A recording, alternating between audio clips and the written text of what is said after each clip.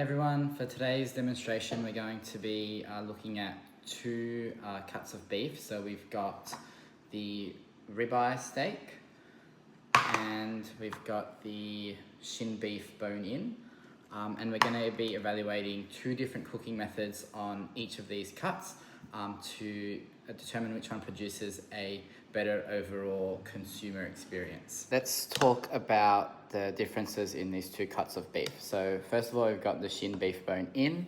This comes from the shin primal, so either the front or the hind limbs of the cattle on the lower leg. And this muscle has a lot of strain put on it during the animal's life, so it's holding up the entire weight of the animal and also responsible for locomotion, for movement. So we're going to have a bit of a tougher eating experience if we don't cook this one correctly.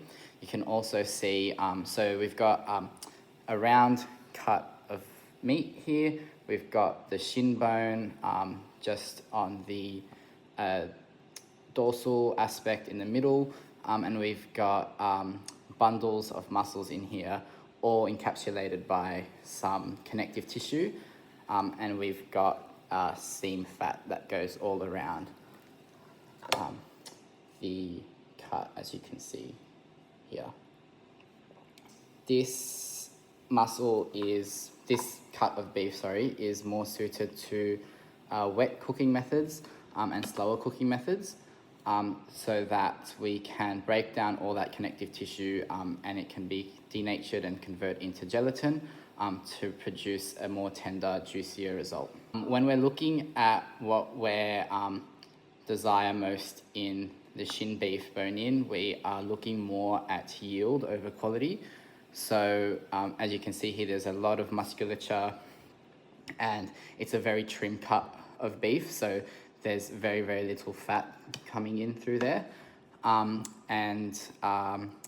We don't really look much at quality, but if you look closely, our meat color is quite variable. So I would say we've got a meat color of around 2 to 3, and some bits maybe 3 to 4, and that's probably due to the way that it was packaged from the butcher. We can flip over to the other side and see that it carries on to the back side as well, so we can also see that variation in meat color too. Our fat color, I would say, is maybe a 2 or a 3, so it's acceptable. There is very little fat in here, but wherever we can find some, it looks, I'd say a 2.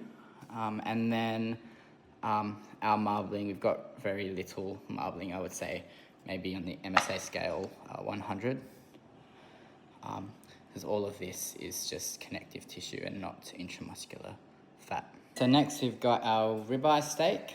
So this steak comes from the cube roll primal, which is sort of subprimal from the beef rib set. This is a postural cut of beef, so it doesn't have much strain on it, and it's not exerting as much energy as our locomotive cuts during the animal's life, and so it's naturally just a bit more of a tender cut. As you can see here, the distinguishing feature is that the big, nice longissimus dorsi muscle and the spinalis muscle here, separated by a layer of seam fat. And for this cut specifically, we are looking at quality over the yield. So we're looking at things like meat color. You can see it's a bit more uniformly colored. I would say meat color of 2. Although it was packaged the same way as the shin beef, we know that our longissimus dorsi is less susceptible to forming methemoglobin and oxidizing, and so that's why we can see that the color has preserved quite nicely in this cut of meat.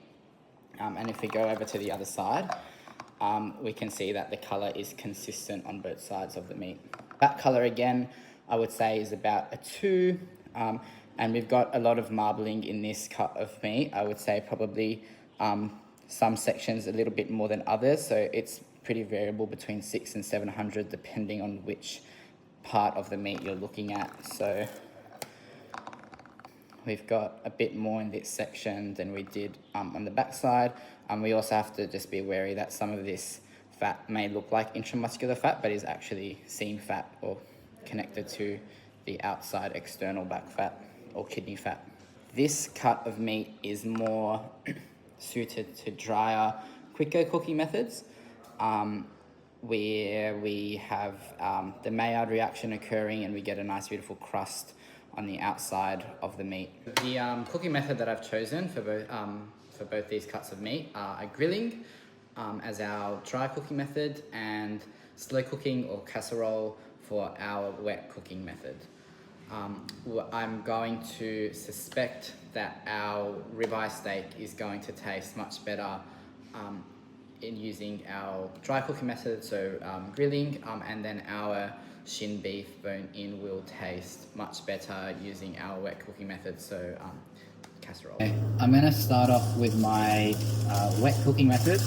So the first step in this is to just very briefly fry off the meat to just give it a little seal to hold in all the juices while it's cooking, and then I will fry off the vegetables. So I've just got onions, carrots and potatoes, just very mild flavors so that we don't have a bias when we're tasting at the end, in the same oils and pan that I just fried the beef off in. So veggies are now frying off in the pot, so I'm just going to add the beef back in. I'm going to cover it up with stock. I'm going to bring it to a boil on around medium heat, and then once it comes to a boil, reduce it to low and let it simmer for an hour and a half to 2 hours. It's cooking at about 85 to 95 degrees. And it's cooking using a convection cooking method. So the heat is being transferred all around in the liquid in the pot to cook the meat. And we're cooking it at this temperature because the connective tissue denatures at around 65 to 70 degrees Celsius. Okay, so now we'll get started cooking using the dry cooking method, which will be grilling.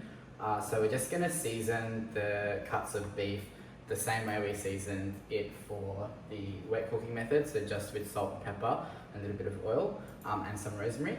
And so this cooking method uses high heat and conduction heating to cook the side of the cut that is face down on the pan. Our pan will be approximately 180 degrees, maybe a little bit more. That way we can get the Maillard reaction happening, which starts at 140 degrees. And that's when the amino acids and sugars in the beef react together and form that nice brown crust and the flavor on the outside of the sear. I'll be cooking the beef to medium rare. So what we're looking for is nice, just slightly blush pink on the inside. The internal temperature of the steak will be around 64 degrees. And so with this cooking method, it will take about 4 minutes on each side to achieve that nice medium rare. Now that we've finished cooking our cuts of beef, we're going to start tasting, and we'll start off with the grilled ribeye steak and the grilled shin beef bone in.